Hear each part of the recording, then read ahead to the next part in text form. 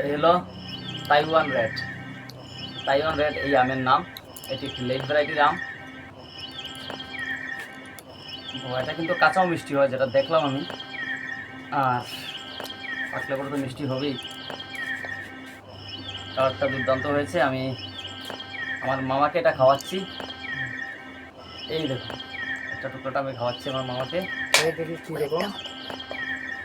এটার ওয়েট আনুমানিক 1 কিলো হয়ে যাবে। এটা কিন্তু এই গাছের মধ্যে কিন্তু দুটো মাত্র রয়েছে, পটের মধ্যে কিন্তু এই আমের গাছটা।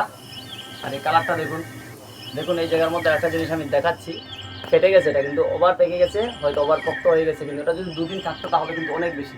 সত্যি কথা বলে এটা মিষ্টিটা একরকম, অনেক মিষ্টি, খুব ভালো হয়েছে। আগের যে আমটা ছিল এটা থেকে, রেঙ্গুইন থেকে মিষ্টি অনেক ভালো, অনেক মিষ্টি। এটা কিন্তু একদম বলতে গেলে পক্ত হয়েছে কিন্তু পাকেনি। চারা উৎপাদন হওয়ার পরে আমিও 2-4টি গাছ নিয়ে আমার বাসাতে নিয়ে রোপণ করব।